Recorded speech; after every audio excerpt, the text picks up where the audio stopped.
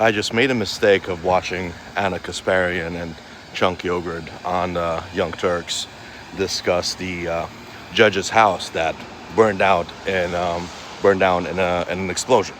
It wasn't politically motivated. There was no attack, but it didn't stop these leftist dweebs, leftist propagandists, to push this retarded idea that the arson, or, well, unproven, the fire, the explosion, might have something to do with the rhetoric, the violent rhetoric on the right.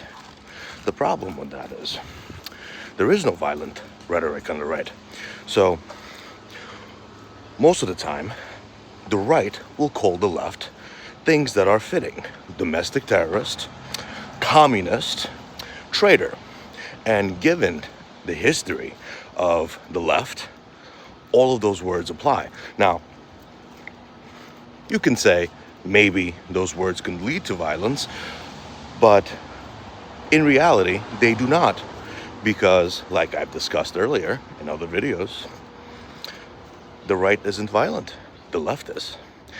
Even the biggest example of right-wing domestic terrorism, January 6th, the day that will go on living in infamy, the worst attack on our capital since 9/11 and Pearl Harbor to these demented leftist losers, has been debunked. As Kash Patel already said, there were 275 plainclothes federal agents as well as Antifa embedded into the crowd who have not been arrested, round up, and incarcerated, held without court dates for, however long they held the innocent J6ers. So yeah, the right isn't violent, and neither is our rhetoric.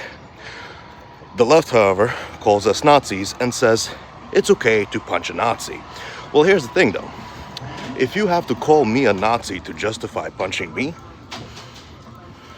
you're the Nazi. I know, it's hard to take in, but see, I don't have to call you a traitor, nor do I walk around saying it's okay to punch traitors. I will leave that to the federal government to round you assholes up. But the left doesn't operate like that, does it? It's okay to punch a Nazi, and everyone's a Nazi that disagrees with you. Ain't that right? Yeah. Make it make sense.